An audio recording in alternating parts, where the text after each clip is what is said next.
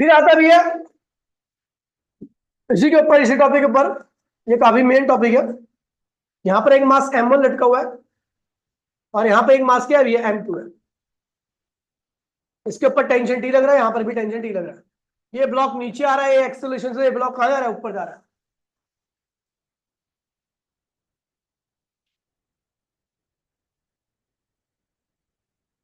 ठीक है, इसका वेट क्या है, M1G। इसका वेट क्या है, M2G। ये नीचे आ रहा है। तो अगर मैं ब्लॉक फर्स्ट की बात करता हूं, ब्लॉक फर्स्ट की बात कर रहा हूं, तो आपको पता है उसके ऊपर जो नेट फोर्स होगा उसके मास इंटू में उसके एक्सीलरेशन के बराबर होगा। अगर ब्लॉक फर्स्ट की बात करता हूं तो इसके मास इंटू में एक्सीलरेशन के बराबर होगा। ये ब्लॉक जाता रहा है ऊपर, तो नेट फोर्स क्या होगा, T माइनस M1G बराबर में M1 इंटू में A। पहली इक्वेशन ये बन गई है। ठीक है, और ब्लॉक सेकंड की बात करता हूं, ब्लॉक सेकंड की बात करता हूं तो उसके ऊपर लगने वाला नेट फोर्स क्या होगा, उसके मास इंटू में उसके एक्सेलरेशन के बराबर होगा।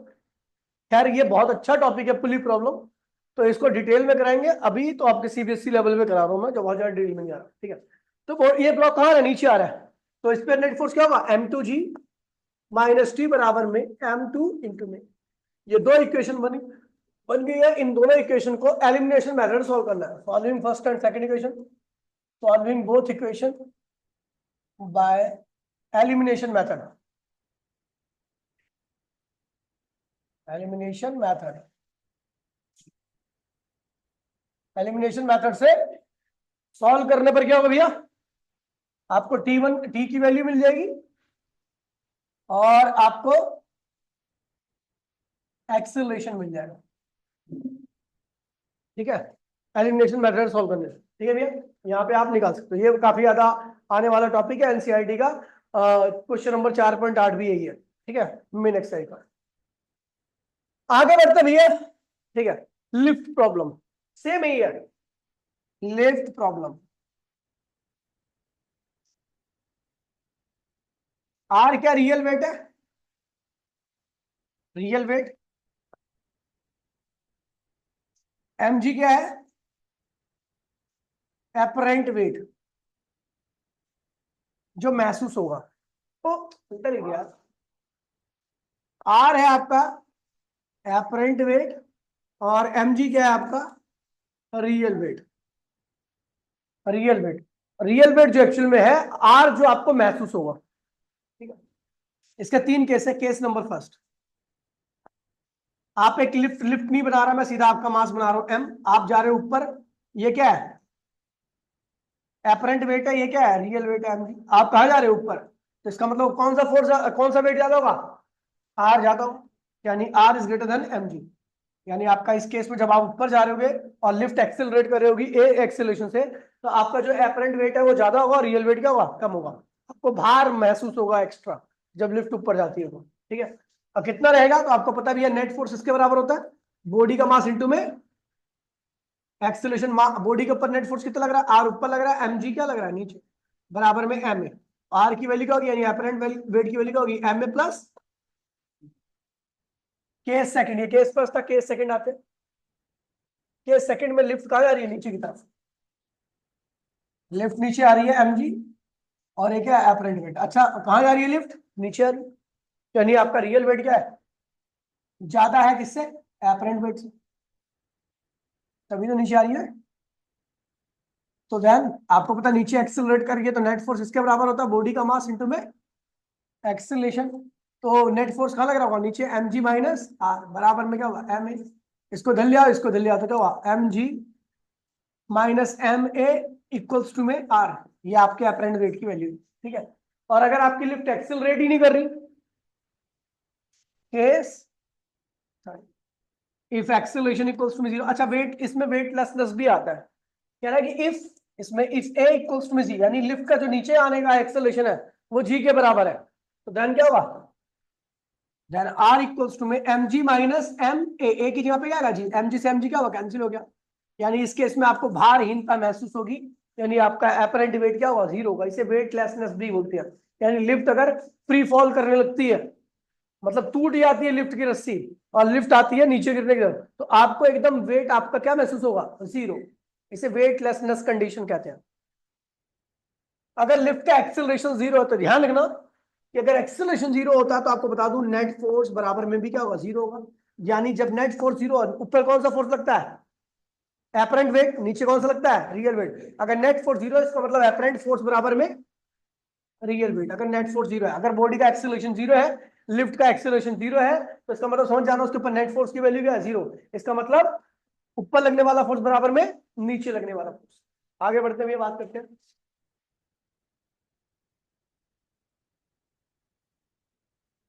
ठीक है, ये पूरा टॉपिक खत्म हो गया। ठीक है भैया, अब आते भैया इसमें फ्रिक्शन। फ्रिक्शन क्या होता है, friction opposing force, opposing force for relative motion. देखिए जहां पर दो सरफेस के बीच में रिलेटिव मोशन आती है ना, तो उसको अपोज करने के लिए एक फोर्स आता है। ठीक है, उसको हम क्या कहते हैं भैया, फ्रिक्शन फोर्स कहते हैं। Friction is the opposing force which opposes the relative motion in between two surface in contact. कह रहा है भैया फ्रिक्शन फोर्स एक अपोजिंग फोर्स है जो कहां कब आता है, जब दो सरफेस के बीच में क्या हो, रिलेटिव मोशन। रिलेटिव मोशन का मतलब होता है कि एक सरफेस दूसरी सरफेस से तेज चल रही हो, समझ गया, या एक सरफेस आगे जा रही हो, दूसरी सरफेस क्या हो रही है, पीछे आ रही हो। तो इस केस में रिलेटिव मोशन आता है, और रिलेटिव मोशन को अपोज करने के लिए कौन आता है, फ्रिक्शन आता है।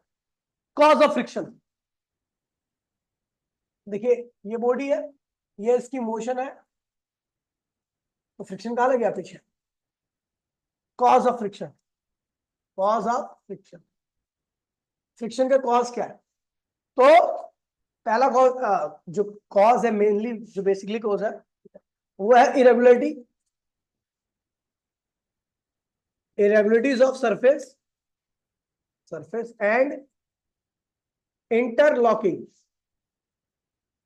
देखिए दो सरफेस जो आपस में कांटेक्ट में होती है, तो उनकी उनके उनके ऊपर क्या होती है, इरेगुलरिटीज होती है। क्या होती है, ऊबड़ खाबड़ होती है। दूसरी सरफेस भी ऊबड़ खाबड़ होगी, दोनों एक दूसरे के ऊपर आ जाती है, दोनों को ऊबड़ खाबड़ क्या होती है, इंटरलॉक कर जाते हैं। और जब एक बॉडी दूसरी बॉडी पे चलने का प्रयास करती है तो वो ऊबड़ खाबड़ उसको चलने नहीं देते। तो इसी को क्या कहते हैं भैया, फ्रिक्शन कहते हैं। ठीक, अगर मैं बात करूं टाइप ऑफ फ्रिक्शन की, type of friction, type of friction की बात करूं तो हमारे पास तीन टाइप के फ्रिक्शन है। पहला है स्टैटिक फ्रिक्शन, स्टैटिक फ्रिक्शन। और आपको बता दूं स्टैटिक फ्रिक्शन की वैल्यू बढ़ती रहती है। जब बॉडी रेस्ट में रहेगी तो रेस्ट में स्टैटिक फ्रिक्शन की वैल्यू क्या होती है, 0। और जैसे ही आप फोर्स लगाओगे तो स्टैटिक फ्रिक्शन क्या होगा, फोर्स के अप्लाइड फोर्स के क्या हिसाब से क्या होगा, बढ़ेगा। स्टैटिक फ्रिक्शन अप्लाइड फोर्स के हिसाब से क्या होगा, बढ़ेगा, अप टू लिमिटिंग तक, या अप टू लिमिटिंग और मैक्सिमम स्टैटिक तक, मैक्सिमम स्टैटिक तक बढ़ेगा। ठीक है भैया। अच्छा दूसरा है भैया आपका limiting friction, limiting friction. Limiting friction मतलब मैक्सिमम, जब स्टैटिक फ्रिक्शन जो होता है ना, स्टैटिक फ्रिक्शन जो होता है उसकी मैक्सिमम वैल्यू को हम क्या कहते हैं, इसके इसके बाद फ्रिक्शन नहीं बढ़ता, फ्रिक्शन नहीं बढ़ता। आप देख रहे हो आपके अप्लाइड फोर्स के हिसाब से स्टैटिक फ्रिक्शन बढ़ रहा है, तो इसलिए कई बार इसको बोलते हैं self adjusting friction, self adjusting friction भी बोलते हैं, क्योंकि ये अप्लाइड फोर्स के हिसाब से बढ़ता रहता है, अपने आप को एडजस्ट करता रहता है। ठीक है, लास्ट है आपका kinetic friction, kinetic kinetic friction. ये फ्रिक्शन जब आता है जब बॉडी आपकी क्या होती है, मोशन में होती है। और काइनेटिक फ्रिक्शन जो होता है वो स्टैट लिमिटिंग से क्या होता है, कम होता है। ठीक है, काइनेटिक फ्रिक्शन जब आता है जब मोशन होती है। अच्छा ये कम क्यों होता है, देखिए लिमिटिंग की तक बॉडी क्या होती है, रेस्ट में होती है। क्या होती है, रेस्ट में होती है, समझ गए। अब जब रेस्ट में होगी वो कोई चीज रेस्ट में, आप उसकी स्टेट को चेंज करने का प्रयास कर रहे हो तो आपको फोर्स क्या लगाना पड़ेगा। जब आप स्टेट रेस्ट में बॉडी और आप फोर्स लगा करके उसकी स्टेट को चेंज करने का प्रयास कर रहे हो तो फोर्स क्या लगाना पड़ेगा, यानी बॉडी का इनर्शिया चेंज कर रहे हो आप। अब बॉडी का इनर्शिया चेंज कर रहे हो तो आपको फोर्स ज्यादा लगाना पड़ेगा, फोर्स ज्यादा होगा तो इसका मतलब फ्रिक्शन भी क्या होगा। ठीक है भैया, अब बॉडी रेस्ट में है तो आप उसको मोशन में लाने का प्रयास कर रहे हो, इस केस में बॉडी के पास इनर्शिया ऑफ रेस्ट है, इसलिए आपको ज्यादा एफर्ट लगाना पड़ा, यानी फ्रिक्शन क्या है, ज्यादा है। लेकिन जब बॉडी चलने लगती है तो उसके पास कौन सा इनर्शिया आता है, इनर्शिया ऑफ मोशन। अब आप बॉडी के ऊपर फोर्स लगा करके उसकी इनर्शिया को चेंज नहीं कर रहे, उसकी इनर्शिया को फेवर कर रहे हो। फेवर करने में कम फोर्स लगता है, इसलिए फ्रिक्शन की वैल्यू क्या होती है, कम हो जाती है। ठीक है, इसका एक ग्राफ होता है, ग्राफ ध्यान रखना, ये है फ्रिक्शन और ये है अप्लाइड फोर्स। बॉडी रेस्ट में है, अप्लाइड फोर्स जीरो है तो फ्रिक्शन भी क्या होगा, जीरो होगा। इसलिए ओरिजिन से स्टार्ट होने का मतलब है कि फ्रिक्शन की वैल्यू जीरो होती है। कब? जब आपका फोर्स, आप ये बॉडी रेस्ट में, कुर्सी रेस्ट में आपने कोई फोर्स नहीं लगा रखा, इसका मतलब फ्रिक्शन की वैल्यू भी क्या होगी, जीरो। जैसे ही आपने फोर्स लगाया और कुर्सी अभी भी नहीं चल रही तो इसका मतलब फ्रिक्शन बढ़ रहा है, आपके फोर्स के हिसाब से ही बढ़ रहा है। यानी फोर्स, फ्रिक्शन फोर्स जो है, स्टैटिक फ्रिक्शन किसके अप्लाइड किसके डायरेक्टली प्रोपोर्शनल है, अप्लाइड फोर्स के। अब इसके बढ़ने की वैल्यू क्या होती है, एक लिमिट तक होती है। इसे क्या कहते हैं भैया, लिमिटिंग फ्रिक्शन। क्या कहते हैं इसे? इसके बाद इसकी वैल्यू कम हो जाती है और इसे क्या कहते हैं भैया, काइनेटिक फ्रिक्शन। ठीक है, इस चीज को ध्यान रखना। ठीक है, law of limiting and kinetic friction, law of limiting slash kinetic friction. ठीक है भैया, पहला लॉ क्या कहता है भैया, कि ये वेट एम जी है और इसे क्या कहते हैं, याद है आपको, कॉन्टेक्ट फोर्स। कॉन्टेक्ट फोर्स ये क्या होता है, वेरिएबल होता है। ये डिपेंड करता है कि बॉडी कहां पे रखी गई है, बॉडी का कांटेक्ट किस तरीके से है। मान लीजिए, देखो आप अपने आप में देख लो कि आप दो हथेलियों को कांटेक्ट बड़ा अच्छा, बहुत माइन्यूट, दोनों हथेलियां लो और दोनों हथेलियों को बड़े आराम से रखो एक दूसरे के ऊपर और फिर एक दूसरे के ऊपर चलाओ, आपको बड़ा कम महसूस होगा फ्रिक्शन। लेकिन अब दोनों को एकदम से क्या करो, सटा दो खूब तेजी से और अब चलाओ, तो अब आपको फ्रिक्शन ज्यादा महसूस होगा। दोनों केस में कांटेक्ट फोर्स कम ज्यादा था, पहले केस में दूसरे केस में। यानी जब कांटेक्ट फोर्स ज्यादा तो फ्रिक्शन फोर्स भी क्या होगा, यानी फ्रिक्शन फोर्स क्या होता है, यानी ये जो फ्रिक्शन फोर्स है ये किसके डायरेक्टली प्रोपोर्शनल है, कांटेक्ट फोर्स के। कांटेक्ट जमीन के साथ जितना ज्यादा होगा, दो सरफेस के बीच में कांटेक्ट जितना ज्यादा होगा, फ्रिक्शन की वैल्यू क्या होगी, उतनी ही ज्यादा होगी। एफ इज इक्वल्स टू में, यहां पर एक प्रोपोर्शनलिटी कांस्टेंट हटाने के लिए हम एक कांस्टेंट का इस्तेमाल करते हैं, इसे कहते हैं कोएफिशिएंट ऑफ फ्रिक्शन। ये अलग अलग अलग सरफेस के लिए अलग अलग होता है। ये इस पे भी डिपेंड करता है कि सरफेस किस तरह की है, पॉलिश्ड है या नॉन पॉलिश्ड है। और तो ये आगे भैया फ्रिक्शन का फॉर्मूला। ठीक है, कहता भैया कि जो फ्रिक्शन फोर्स होता है किसके डायरेक्टली प्रोपोर्शनल होता है, कांटेक्ट फोर्स के। किसके प्रोपोर्शनल होता है, कांटेक्ट फोर्स जितना ज्यादा रहेगा फ्रिक्शन उतना, कांटेक्ट फोर्स जितना कम रहेगा। अब देखो, इंक्लाइन प्लेन पे अगर आप नॉर्मल प्लेन पे खड़े हो तो जमीन के साथ आपका कांटेक्ट बहुत अच्छा होता है, फ्रिक्शन भी क्या आता है, ज्यादा आता है, इसलिए आप जमीन पर आसानी से चल पाते हो। लेकिन इंक्लाइन प्लेन जो होता है वहां पर आपका कांटेक्ट फोर्स क्या होता है, उस सरफेस के साथ बहुत कम हो जाता है। इंक्लाइन प्लेन पर सीधे खड़े हो जाओगे क्या, नहीं, क्योंकि वहां पर आपके पैर का कांटेक्ट उसके साथ अच्छे से नहीं होता। जब पैर का इंक्लाइन प्लेन के साथ कांटेक्ट अच्छे से नहीं होगा तो फ्रिक्शन भी क्या आएगा, कम आएगा, और आपके फिसलने की संभावना क्या होती है वहां पर, ज्यादा होती है। ठीक है, तो ध्यान रखना, फ्रिक्शन किस पे डिपेंड करता है, पहला कांटेक्ट फोर्स पे, दूसरा किस टाइप की सरफेस के ऊपर दूसरी सरफेस आपकी पड़ी है, पॉलिश पे होगी तो कम फ्रिक्शन लगेगा, अनपॉलिश पे होगी तो, ठीक है। और तीसरा, ये बात ध्यान रखना कि फ्रिक्शन फोर्स डिपेंड नहीं करता एरिया ऑफ कांटेक्ट पर।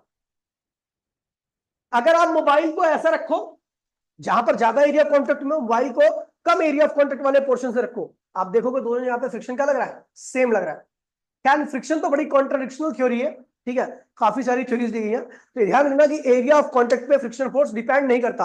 आप चाहे मोबाइल को वर्टिकली रखो चाहे हॉरिजॉन्टली रखो, फ्रिक्शन दोनों केस में सेम रहेगा। रीजन पता क्या है, क्योंकि दोनों केस में वेट क्या है, सेम है, और वेट पे डिपेंड करता है कौन, कांटेक्ट फोर्स। यानी दोनों केस में कांटेक्ट फोर्स भी क्या होगा, सेम होगा, और जब कांटेक्ट फोर्स सेम होता है तो फ्रिक्शन भी क्या आता है, सेम आता है। कांटेक्ट फोर्स एरिया पे डिपेंड नहीं करता, कांटेक्ट फोर्स डिपेंड करता है वेट पर, और वेट दोनों केस में मोबाइल का एक ही है, चाहे आप ऐसे रखो चाहे आप ऐसे रखो चाहे आप कैसे भी रखो, वेट सेम है, कांटेक्ट फोर्स सेम होगा, फ्रिक्शन क्या होगा, सेम होगा। ये ध्यान रखना। तो पहला क्या है भैया, फ्रिक्शन डिपेंड्स अपॉन दी, हाँ क्या कह रहा है, मैं कह रहा हूं बड़ी कॉन्ट्राडिक्शनल थ्योरी है, मैंने इससे पहले बता दिया। ठीक है, फ्रिक्शन का कॉज क्या, फ्रिक्शन का कॉज के 50 कॉज है और एक दूसरे से बहुत डिफर करते हैं।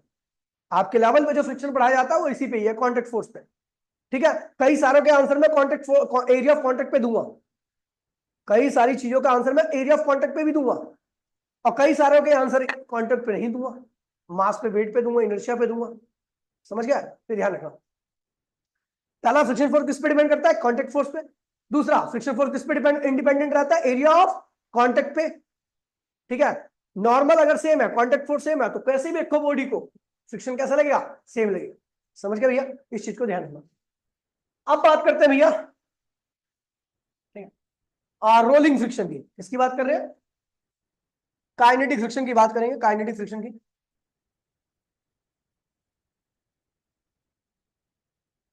Kinetic friction. काइनेटिक फ्रिक्शन क्या होता है भैया? तो काइनेटिक के दो टाइप होता है, स्लाइडिंग और दूसरा क्या होता है, रोलिंग। रोलिंग स्लाइडिंग क्या होती है? जब एक बॉडी दूसरी बॉडी की सरफेस पे क्या करती है, स्लाइड करती है, तो वहां पर जो फ्रिक्शन आता है उसको हम क्या कहते हैं भैया, स्लाइडिंग फ्रिक्शन। रोलिंग क्या होता है? तो रोलिंग फ्रिक्शन जो आता है भैया वो क्या होता है, पहिए वहिया जब घूमता है तब आता है। अब देखिए भैया, पहिए का जो एरिया होता है जमीन के साथ वो बहुत कम होता है कॉन्टेक्ट में, कम एरिया ऑफ कॉन्टेक्ट में रहता है, तो प्रेशर क्या लगेगा जमीन पर ज्यादा। भैया प्रेशर जो होता है एरिया के क्या होता है, इनवर्सली होता है, और जमीन के साथ बहुत कम एरिया होता है पहिए का कॉन्टेक्ट में, तो फिर एरिया कम रहेगा तो प्रेशर क्या लगेगा, ज्यादा रहेगा, तो जमीन क्या होगी, डिप्रेस्ड हो जाएगी, धंस जाएगी थोड़ी सी, और आगे क्या क्रिएट हो जाएगा, माउंट। क्या क्रिएट हो जाएगा? तो भैया पहिए को इस डिप्रेशन से और इस माउंट से निजात पाने के लिए एक्स्ट्रा एफर्ट्स लगाने पड़ते हैं, इसी को हम क्या कहते हैं भैया, रोलिंग फ्रिक्शन। और रोलिंग फ्रिक्शन जो होता है, रोलिंग फ्रिक्शन जो होता है वो डिपेंड करता है कांटेक्ट पे, वेट ज्यादा होगा कांटेक्ट पे, area of contact, sorry normal contact force पे डिपेंड करेगा। दूसरा जो रोलिंग फ्रिक्शन होगा इसकी रेडियस के क्या होगा, इनवर्सली रहेगा, किसके रेडियस के, पहिए की। पहिए की रेडियस जितनी ज्यादा होगी, आप देखो ट्रक व्रक पे पहिए क्या होते हैं, बड़े होते हैं, पता क्यों? क्योंकि पहिए बढ़ने, साइज बढ़ने से एरिया ऑफ कांटेक्ट क्या होता है, बढ़ जाता है जमीन के साथ। एरिया ऑफ कांटेक्ट ज्यादा रहेगा तो प्रेशर क्या लगेगा, कम, और प्रेशर कम लगेगा तो जब पहिया क्या होगा, कम धसेगा, कम धसेगा तो डिप्रेशन और माउंट कम आएगा, और डिप्रेशन और माउंट की वजह से क्या होता है, रोलिंग फ्रिक्शन, तो वो भी क्या होगा, कम ही हो जाएगा। ठीक है, तो इसको कंबाइन कीजिए, आर का आएगा रोलिंग फ्रिक्शन इक्वल्स टू में म्यू एन अपॉन में आर, ये रोलिंग फ्रिक्शन। रोलिंग फ्रिक्शन का कॉस्ट क्या होता है, पहिया जो धस जाता है डिप्रेशन, और पहिया के आगे एक उभार खड़ा हो जाता है, इसको कहते हैं माउंट। तो mount and depression is the cause of rolling friction in front of wheel. अब देखिए भैया, अब आते भैया, बात करते हैं भैया advantage and disadvantage of friction. Advantage and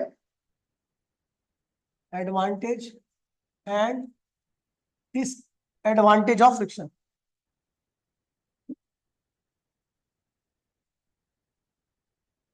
friction, friction की एडवांटेज क्या है, डिसएडवांटेज क्या है भैया, सब जानते हो, मेरे को बताने की आवश्यकता नहीं है। ठीक है, चलो आगे बढ़ते हैं भैया, बात करते हैं बात करते हैं भैया इसमें, कौन है भैया? ठीक है, सेंट्रीपिटल फोर्स। सेंट्रीपिटल, तो ये ध्यान रखना, एक्ट टूवर्ड्स दी, कहां पे लगता है, towards the centre of circle. Centre of circle की तरफ जो भी फोर्स लगता है उसे हम क्या कहते हैं भैया, सेंट्रीपिटल फोर्स कहते हैं। इलेक्ट्रॉन जब घूमता है तो इलेक्ट्रॉन को घुमाने वाला कौन होता है भैया, सेंट्रीपिटल फोर्स। इलेक्ट्रॉन को खींच कौन रहा है सेंटर की तरफ, प्रोटॉन। कौन से फोर्स है, इलेक्ट्रोस्टैटिक फोर्स है। इलेक्ट्रोस्टैटिक फोर्स किसके बराबर होगा, सेंट्रीपिटल फोर्स के बराबर। ये अगर मैं सन की बात करूं, सूरज, ये सूरज है, ये धरती है, इसको कौन खींच रहा है, ग्रेविटेशनल फोर्स, वही किसके बराबर होगा, सेंट्रीपिटल फोर्स। ठीक है, तो सेंट्रीपिटल फोर्स कोई भी फोर्स हो सकता है, बस वो कहां लगे, सर्कल के सेंटर की तरफ लगे। ठीक है, तो ये हो गया भैया, सेंट्रीपिटल फोर्स का फॉर्मूला क्या होता है, मास इंटू में सेंट्रीपिटल एक्सीलरेशन। मास सेंट्रीपिटल एक्सीलरेशन का वी स्क्वायर अपॉन में आर, कल इसकी डेरिवेशन कराई थी मैंने, तो क्या होगा, एम वी स्क्वायर अपॉन में सेंट्रीपिटल फोर्स। डायरेक्शन क्या होती है, सेंटर की तरफ। कोई भी फोर्स हो सकता है, कोई भी फोर्स सेंट्रीपिटल फोर्स हो सकता है, बस वो कहां लगे, सेंटर की तरफ। ठीक, अब आते भैया work done, work done on a rough, on a rough plane, rough, ठीक है, रफ सरफेस, रफ सरफेस के ऊपर हम वर्क डन निकालने आ रहे हैं। पहले क्या है, प्लेन सरफेस, पहले क्या है, plane surface, plane surface. Plane surface पे अगर देखिए भैया, कोई बॉडी है, ये ऐसे पड़ी है, प्लेन सरफेस पे वेट क्या होता है, नॉर्मल कांटेक्ट के कांटेक्ट फोर्स के बराबर होता है। कहां से आ रही है बहन, कौन से, ये कौन सी मैम है, मैडम के घर का है, झाड़ू पोछा करती है क्या मैम के घर पे? अच्छा, तो मैडम घर पे आके क्लास लेती है चलो देखिए भैया, सुन लीजिए, देखिए ध्यान दिए, मैं इसको कहां से कहां पे ले गया, ए से कहां पे ले गया, ए डैश तक, कहां पे ले गया, डिस्प्लेसमेंट कितना गया, एस।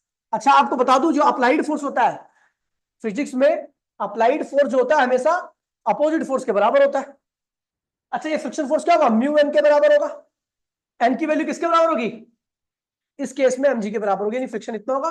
और आपको बता दो जितना पीछे फ्रिक्शन लगा उतना ही क्या होगा, अप्लाइड फोर्स आगे लगेगा, म्यू mg। ठीक है भैया। और आप ए से ए डैश तक लाए हो, तो वर्क क्या होगा, वर्क क्या होता है, अप्लाइड फोर्स इनटू में डिस्प्लेसमेंट। तो अप्लाइड फोर्स क्या है, म्यू mg।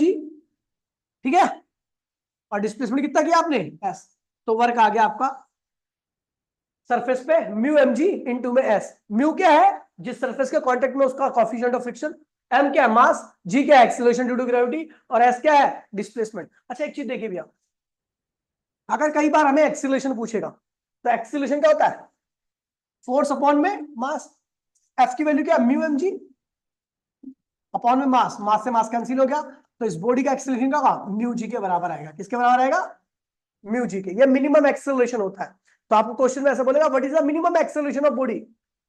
ये क्या है, मिनिमम वर्क डन है। मिनिमम क्यों बोल रहा, पता है क्यों, क्योंकि भैया आप जानते हो कि ये फोर्स अगर 10 न्यूटन है तो ये कुछ भी हो सकता है 10 से ज्यादा। तो अगर 10 से ज्यादा हो जाएगा तो ज्यादा वर्क आ सकता है। लेकिन ये ध्यान रखना कि हम जो करते हैं फिजिक्स में मिनिमम ही निकालते हैं, मैक्सिमम फिक्स वैल्यू नहीं होती। मैक्सिमम के लिए अगर ये 10 होते 50 हो जाए, 60 हो जाए, 70 हो जाए, 1 लाख 2 लाख हो जाए, कुछ भी हो सकता है ना। तो मैक्सिमम वर्क होगा। इस केस में हमेशा मिनिमम वर्क और मिनिमम एक्सेलरेशन ही पूछेगा, मैक्सिमम नहीं पूछ सकता आपको। समझ गया, मिनिमम एक्सेलरेशन या एक्सेलरेशन, मिनिमम वर्क या नॉर्मली वर्क।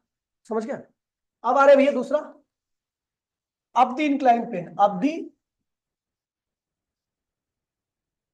अब दी इंक्लाइंड प्लेन। अब बॉडी आ रही है इंक्लाइन प्लेन के ऊपर, ऐसा रिजॉल्व करना पड़ेगा आपको। यहां से स्टार्ट हुआ है और ए डैश तक जाएगा, और ए से ए डैश के बीच की दूरी कितनी है, एस। कितनी है, बॉडी आ रही है, मैंने बीच में बना दिया। कांटेक्ट फोर्स की प्रॉपर्टी क्या होती है कि बॉडी सरफेस सरफेस के हमेशा क्या होती है, ये रहा कांटेक्ट फोर्स, ये है आपका वेट mg। अच्छा ये थीटा है तो ये भी क्या होगा, ये थीटा तो ये भी क्या होगा, थीटा। तो ये क्या होगा, mg cos थीटा, और ये क्या होगा mg sin थीटा। यदि आप बॉडी को ऊपर ले आ रहे हो तो अप्लाइड फोर्स ऊपर होगा, जब बॉडी ऊपर जा रही है तो फ्रिक्शन का होगा नीचे, बोला हाँ। तो अप्लाइड फोर्स क्या होगा इस केस में, ऊपर अप्लाइड फोर्स मिनिमम वैल्यू बतानी है, अप्लाइड फोर्स की वैल्यू तो कुछ भी हो सकती है, लेकिन मिनिमम बतानी है, तो मिनिमम के केस में क्या होगा, वो mg sin थीटा यानी अपोजिट फोर्स के बराबर होगा। अच्छा एफ क्या होता है, म्यू एन होता है, और एन की वैल्यू किसके बराबर है यहाँ पर, mg sin theta plus mu mg cos theta. ये अप्लाइड फोर्स आ गया। अगर आपको एक्सेलरेशन चाहिए, मिनिमम एक्सेलरेशन, एक्सेलरेशन या तो क्या होता है, अप्लाइड फोर्स अपॉन में मास। अप्लाइड फोर्स क्या है, ये mg कॉमन ले लो, क्या हुआ sin theta plus mu cos theta upon में क्या हुआ, एम एम से एम कैंसिल होगा, तो एक्सेलरेशन क्या होगा, G sin theta plus mu cos theta. ये एक्सेलरेशन आ गया। वर्क निकालना अपने को, वर्क वर्क क्या होगा, work A to A dash. तो वर्क क्या होगा, अप्लाइड फोर्स इनटू में डिस्प्लेसमेंट, डिस्प्लेसमेंट। अच्छा ये देखिए कौन सा वर्क है, ये मिनिमम, कौन सा वर्क है ये, तो अप्लाइड फोर्स क्या होगा बेटा, ये देखो mg कॉमन ले लो, तो क्या हुआ sin theta plus mu, displacement कितना है, तो ये वर्क आ गया। ठीक है, मिनिमम वर्क डन आ गया। ठीक है, अब हम जा रहे हैं डाउन द प्लेन, और डाउन द प्लेन में ध्यान रखना कि बॉडी अपने आप आ रही है। तीसरा case, down the plane, body अपने आप आ रही है इंक्लाइन प्लेन के नीचे, अपने आप आ रही है। तो ध्यान रखना, आपको मैंने दो एंगल बताए थे, एंगल ऑफ रिपोज और एंगल ऑफ फ्रिक्शन, याद है। तो इंक्लाइन प्लेन का जो एंगल होता है वो एंगल ऑफ रिपोज होता है। तो ये जो एंगल है ना वो एंगल ऑफ रिपोज से, अल्फा क्या है, एंगल ऑफ रिपोज। अगर बॉडी का एंगल ऑफ जो इंक्लाइन प्लेन का जो एंगल है वो एंगल ऑफ रिपोज से ज्यादा होगा, तो बॉडी कहाँ आएगी, नीचे अपने आप आ जाएगी, अपने आप नीचे आती है, नीचे आ रही है अपने आप अपने आप आ रही है ये बॉडी नीचे। कहां से कहां पे आना है, ए टू ए डैश, और ए से ए डैश की वैल्यू कितनी है भैया, एस। अच्छा देखिए ये क्या है, वेट, ये क्या है, कांटेक्ट फोर्स, ये क्या है, पहले वेट इस लाइन में था, कितना एंगल है भैया, थीटा। तो M G cos theta, M G sine theta. Body नीचे आ रही है तो फ्रिक्शन कहां लगे, ऊपर। नेट फोर्स यहां पर लगे, जो नेट फोर्स है वो नीचे लग रहा है, तभी तो बॉडी नीचे आ रही है। तो यहां पर देखिए भैया, नेट फोर्स किसके बराबर होगा, M G sine theta minus friction. अच्छा, फ्रिक्शन की वैल्यू क्या होती है, आप सबको पता है, म्यू एन होती है। इस केस में एन की वैल्यू किसके बराबर है, एम जी कॉस थीटा के बराबर है। कॉस थीटा बोला हाँ, तो ये जाएगा आपका एफ नेट इक्वल्स टू में M G sine theta minus mu, ये फ्रिक्शन है ना, तो mu M G cos theta. तो अपना नेट फोर्स कितना आ गया, एम जी कॉमन ले लीजिए, sine theta minus mu cos theta, ये आ गया नेट फोर्स आ गया। अगर एक्सीलरेशन निकालना है इसका, तो नेट फोर्स अपॉन में मास कर दीजिए। अच्छा, वर्क निकालना है, वर्क निकालना तो वर्क क्या होगा, अप्लाइड नेट फोर्स इनटू में डिस्प्लेसमेंट। नेट फोर्स क्या है आपका, M G sine theta minus mu cos theta into में डिस्प्लेसमेंट कितना है। अच्छा, एक चीज देखिए, ये वाला मोस्ट इंपोर्टेंट है, ये वाला मोस्ट इंपोर्टेंट है। अब द प्लेन, ये आएगा, ये आएगा, ठीक है। अब आते भैया एंगल ऑफ फ्रिक्शन और angle of repose. Angle of friction theta, angle of friction क्या होता है भैया, तो ये बॉडी है आपकी, इसके ऊपर मैंने अप्लाइड फोर्स नहीं लगाया था। अप्लाइड फोर्स नहीं लगाया तो फ्रिक्शन फोर्स की वैल्यू क्या होगी, जीरो। तो आपका जो नॉर्मल रिएक्शन होगा, कांटेक्ट फोर्स होगा और वेट क्या होंगे, दोनों एक लाइन में होंगे। और इस केस में एंगल ऑफ फ्रिक्शन भी क्या होता है, जीरो होता है। अभी देखो कैसे एंगल ऑफ फ्रिक्शन कैसे बनता है। जैसे मैंने क्या किया, केस फर्स्ट है, केस सेकंड में मैंने क्या किया, जैसे ही मैंने बॉडी के ऊपर अप्लाइड फोर्स की वैल्यू क्या की, जीरो से ज्यादा की, तो वैसे पीछे कौन आ गया, फ्रिक्शन आ गया। वैसे ही एम जी ए था और ये कॉन्टेक्ट फोर्स है। पहले एन और एम जी अकेले थे, लेकिन जैसे ही मैंने अप्लाइड फोर्स लगाया वैसे फ्रिक्शन आ गया। तो अब दोनों का रिजल्ट क्या होगा, इधर आएगा। ये किसका रिजल्ट है, result of N and F. N क्या है, एन क्या है, कॉन्टेक्ट फोर्स है, और एफ क्या है, और उनका रिजल्ट क्या है। आर में जो नॉर्मल के साथ एंगल रखा है, इसी को हम क्या कहते हैं भैया, एंगल ऑफ फ्रिक्शन। आर क्या है, रिजल्ट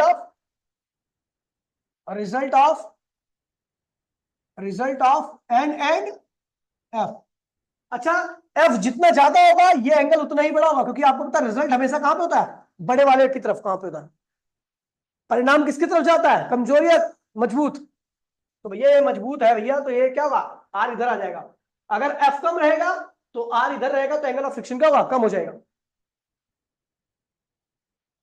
तो एंगल ऑफ फ्रिक्शन थीटा ज्यादा, मतलब एंगल ऑफ फ्रिक्शन ज्यादा, तो इसका मतलब कौन ज्यादा होगा, एफ ज्यादा, फ्रिक्शन ज्यादा। और थीटा कम तो एफ क्या होगा, कम होगा। ठीक है भैया, तो एंगल ऑफ फ्रिक्शन ये बनाता है। चलो इसको एंगल ऑफ फ्रिक्शन की वैल्यू निकाल देते हैं। तो ये बना दिया मैंने एक परपेंडिकुलर, ये क्या बना दिया, एक परपेंडिकुलर। परपेंडिकुलर किसके पैरेलल है, फ्रिक्शन का। तो ये क्या हो गया, फ्रिक्शन। क्या हो गया, बोला हाँ, फ्रिक्शन। तो इस ट्रायंगल में देखिए, मुझे थीटा निकालना है, ये क्या हो गया, परपेंडिकुलर, और ये क्या हो गया, बेस। एन क्या हो गया, बेस। तो हम जानते हैं टैन थीटा क्या होता है, परपेंडिकुलर अपॉन में बेस। परपेंडिकुलर क्या है भैया, एफ, और बेस क्या आपका, एन। तो टैन थीटा क्या हो जाएगा, एफ अपॉन में एन। एफ अपॉन में एन क्या होता है भैया, म्यू।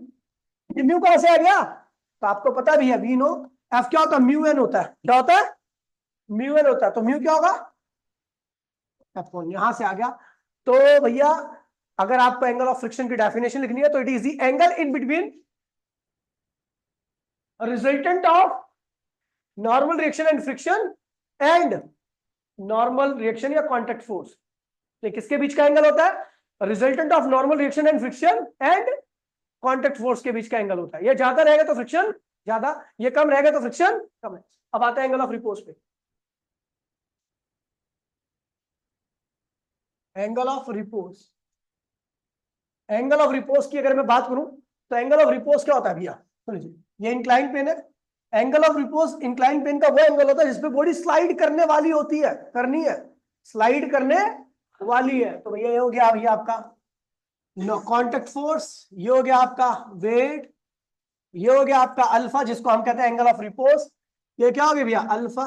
ये क्या होगा, एम जी कॉस अल्फा ये क्या हुआ, M G sine alpha. Body अगर नीचे करने वाली तो इसका रो कौन रहा उसको, स्टैटिक फ्रिक्शन। कौन लिख रहा, तो स्टैटिक फ्रिक्शन की वैल्यू क्या आएगी, एम जी साइन अल्फा के बराबर आएगी, क्या आएगी, एम जी साइन अल्फा। और नॉर्मल रिएक्शन किसके बराबर होगा, एम जी कॉस अल्फा के। दोनों को डिवाइड कीजिए, पहली इक्वेशन और ये क्या है, दूसरी इक्वेशन है डिवाइडिंग सेकंड बाय फर्स्ट। तो क्या होगा, M G sorry first by second, first by second.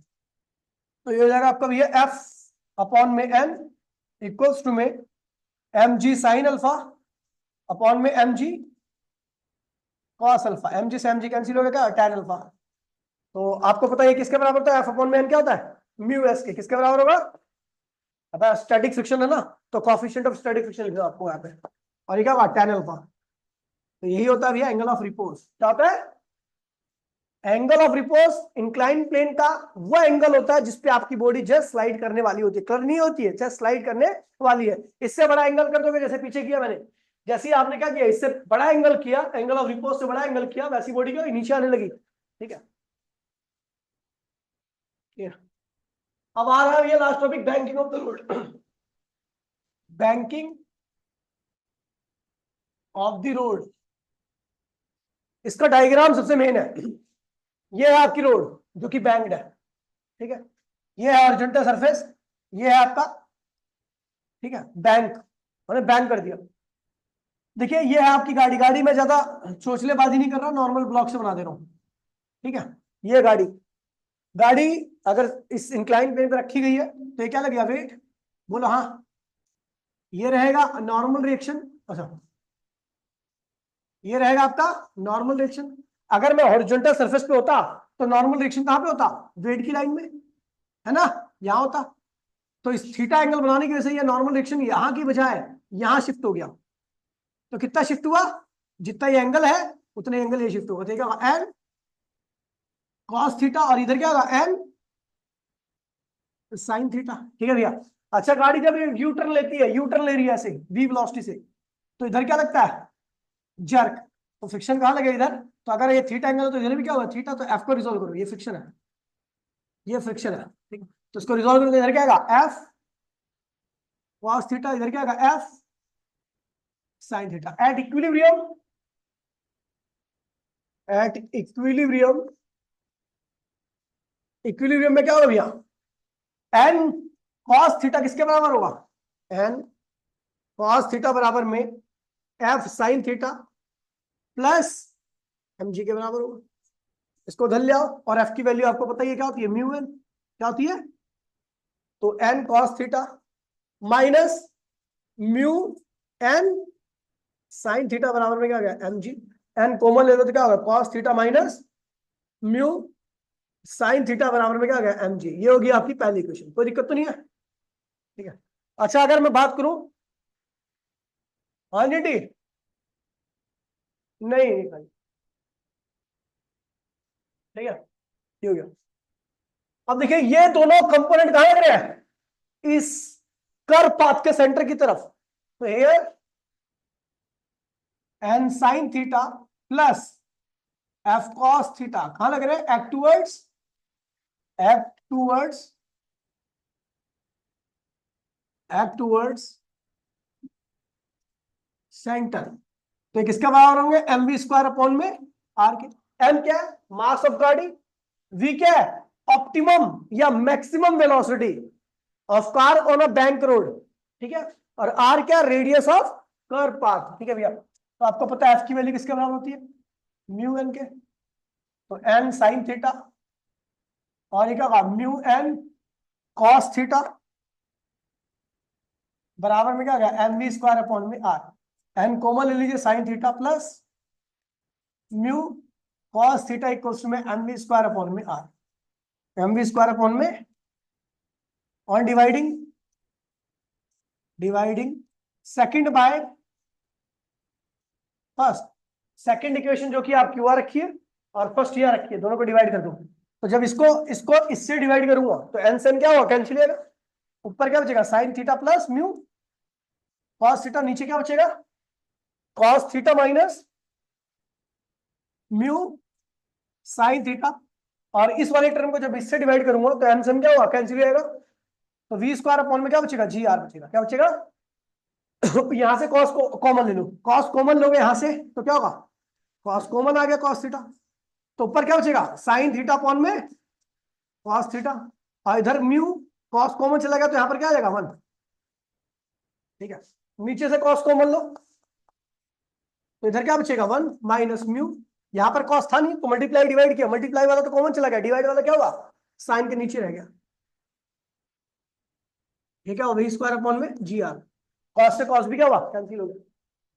तो साइन थीटा अपॉन में कॉस थीटा होता है tan theta plus mu upon में 1 minus mu tan theta equals में क्या हुआ, वी स्क्वायर अपॉन में जी आर। तो वी स्क्वायर इक्वल्स में क्या हुआ, G R tan theta plus mu upon में 1 माइनस म्यू tan थीटा। तो वी की वैल्यू क्या होगी, G R tan theta plus mu upon में 1 माइनस म्यू tan थीटा की पावर क्या होगी हाफ। यही है भैया ऑप्टिमम वेलोसिटी या मैक्सिमम वेलोसिटी ऑफ गाड़ी ऑन अ बैंक रोड। ठीक है भैया, बैंक रोड पर गाड़ी की मैक्सिमम या ऑप्टिमम वेलोसिटी यही होती है। ठीक है भैया, तो पूरा चैप्टर खत्म हो गया। कल इसी टाइम पर इस चैप्टर के न्यूमेरिकल कराऊंगा मैं। ठीक है, मेन ठीक है, जो पीवाईक्यूज एनसी मतलब पेपर वगैरह में आ रखे हैं। ठीक है, सारे मैं ऐसे ही पेस्ट करके रखूंगा, सारे बता दूंगा। ठीक है, और शाम को आपकी जो क्लास होगी वो MOI की, मूवमेंट ऑफ इनर्शिया की होगी। सबसे main topic system particle movement of inertia, छोटा टॉपिक है, क्वेश्चन भी कल ही कराऊंगा, आज टॉपिक पूरा खत्म करा दूंगा। और शाम को 7 बजे ग्रेविटेशन की पूरी थ्योरी करा दूंगा मैं। ठीक है, मतलब आज थ्योरी, जिसकी थ्योरी आज हुई तो कल सारे के सारे न्यूमेरिकल करा दूंगा। ठीक है, परसों फिर 3 चैप्टर कराऊंगा पूरे दिन में। ठीक है, और उससे अगले दिन क्या करूंगा, न्यूमेरिकल करा करके फिर लगातार 2-3 दिन क्या करेंगे, जो बचेंगे अपने पास। कईयों के बच्चों के तो एक दिन बचेंगे, तुम्हारे कितना का है, उनका उनका एक को। तुम्हारा तो वैसे ही कम चैप्टर आ रहे हैं, सिस्टम पार्टिकल तो आ नहीं रहा तुम्हारा, नहीं आ रहा ना, ग्रेविटेशन नहीं आ रहा तुम्हारा में। हाँ, तो ग्रेविटेशन नहीं आ रहा तो तुम्हारा तो और आसान हो गया ना। ठीक है, तो शाम को पहले वो सिस्टम पार्टिकल क्लास लियो, ग्रेविटेशन मत आइयो। ठीक है, चलो मिलते हैं भैया अगली क्लास में। आज लेते हैं,